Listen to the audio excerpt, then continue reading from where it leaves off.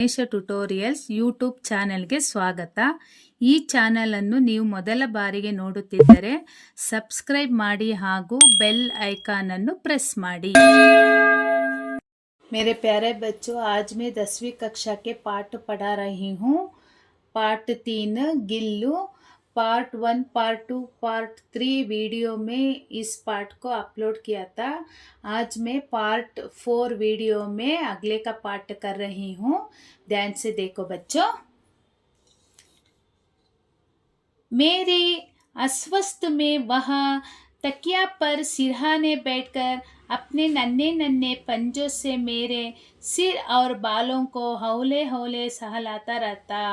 ಹಾಸ್ಪಿಟಲಿಂದ ಬಂದಿದ ತಕ್ಷಣ ಹುಷಾರಿರಲ್ಲವಲ್ಲ ಮಹಾದೇವಿ ಅವ್ರ ಮನೆಗೆ, ಅವರ ತಕ್ಕೆ ಅವರ ದಿಂಬತ್ರ ಕುತ್ಕೊಂಡ್ಬಿಟ್ಟು ತನ್ನ ಚಿಕ್ಕ ಚಿಕ್ಕ ಕೈಗಳಿಂದ ಮಹಾದೇವಿ ವರ್ಮನ ತಲೆಯನ್ನು ಸವರ್ತಾ ಇತ್ತು. गर्मियों में जब मैं दोपहर में काम करती रहती तो गिल्लू ना बाहर जाता ना अपने झूले में बैठता. ಬೇಸಿಗೆಗಾಲದಲ್ಲಿ ಮಧ್ಯಾಹ್ನದ ಸಮಯ ಮಹಾದೇವಿ ವರ್ಮ ಅವರು ಕೆಲಸ ಮಾಡುವಾಗ ಅದು ಹೊರಗಡೆನೂ ಹೋಗ್ತಿದ್ದಿಲ್ಲ, ತನ್ನ ಜೋಕಾಲಿಯಲ್ಲೂ ಕೂತ್ಕೊಳ್ತಾ ಇರಲಿಲ್ಲ. ವಹಾ ಮೇರೆ ಪಾಸ್ ರಖಿ ಸುರಾಯಿ ಪರ್ ಲೇಟ್ ಜಾತಾ ತಾ. ಮಹಾದೇವಿ ವರ್ಮ ಅವರು ತನ್ನ ಪಕ್ಕದಲ್ಲಿ ಇಟ್ಕೊಂಡ ಒಂದು ನೀರಿನ ಊಜಿಯ ಪಕ್ಕದಲ್ಲಿ ಮಲ್ಕೊಳ್ತಾ ಇತ್ತು. ಇಸ್ ಪ್ರಕಾರ ಸಮೀಪಿ ರಹತಾ ಅವ್ರ ಟಂಡಕ್ ಮೇ ಬಿ ರಹತಾ. ಇದರಿಂದ ಅದು ನನ್ನ ಹತ್ರನೂ ಇರ್ತಿತ್ತು, ತಂಪಾದ ಜಾಗದಲ್ಲಿ ಮಲಗ್ತಾ ಇತ್ತು. ಗಿಲ್ಹರಿಯೋ ಕೆ ಜೀವನ್ ಕಿ ಅವಧಿ 2 ವರ್ಷ ಸೆ ಅಧಿಕ್ ನಹೀ ಹೈ.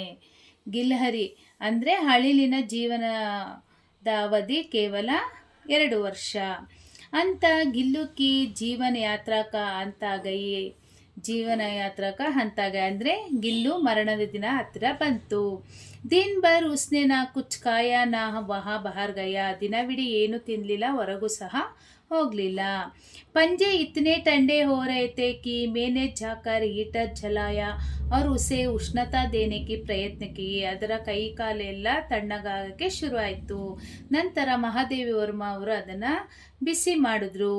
परंतु प्रभात के प्रथम किरण के साथ ही वह चिरा निद्र सो गया. ಆದರೂ ಸಹ ಅದನ್ನು ಉಳಿಸೋದಕ್ಕೆ ತುಂಬ ಪ್ರಯತ್ನ ಪಟ್ಟರು, ಆದರೆ ಅದು ಮರಣ ಹೊಂದಿತ್ತು.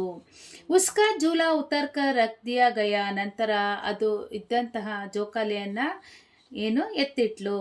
ಕಿಟಕಿ ಕಿ ಜಾಲಿ ಬಂದ್ ಕರ್ ದಿಯಾ.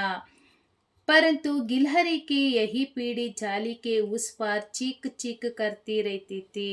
ಆದರೆ ಉಳಿದಂತಹ ಅಳಿಲುಗಳು ಬಂದು ಆ ಕಿಟಕಿ ಹತ್ರ ಕೂಗ್ತಾನೆ ಇದ್ವು. ಸೋನಾ ಜೂಹಿ ಕಿಲ್ತಿ ಹಿ ರೇತೆ ಹೇ. ಸೋನಾ ಜೂಹಿ ಅಂದರೆ ಒಂದು ಸುವಾಸನೆ ಉಳ್ಳಂತಹ ಹೂವಿನ ಗಿಡ, ಇದು ಯಾವಾಗಲೂ ಹರಳ್ತಾ ಇರುತ್ತೆ.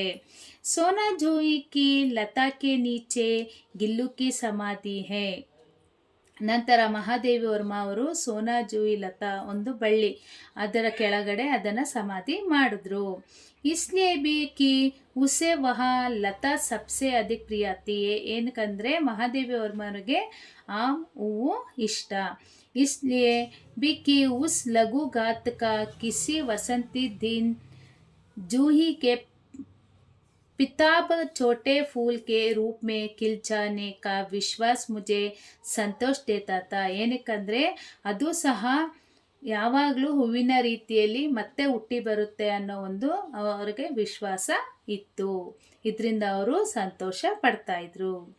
अच्छा बच्चों, इस पाठ को ध्यान से पढ़ लेना और इसका नोट्स बायो लिंक में अपलोड करती हूँ, देकर पढ़ लेना. थैंक यू बच्चों. ಲೈಕ್ ಮಾಡಿ, ಶೇರ್ ಮಾಡಿ, ಸಬ್ಸ್ಕ್ರೈಬ್ ಮಾಡಿ. ಡೌಟ್ಸ್ ಇದ್ದರೆ ಕಮೆಂಟ್ ಮಾಡಿ. Thank you.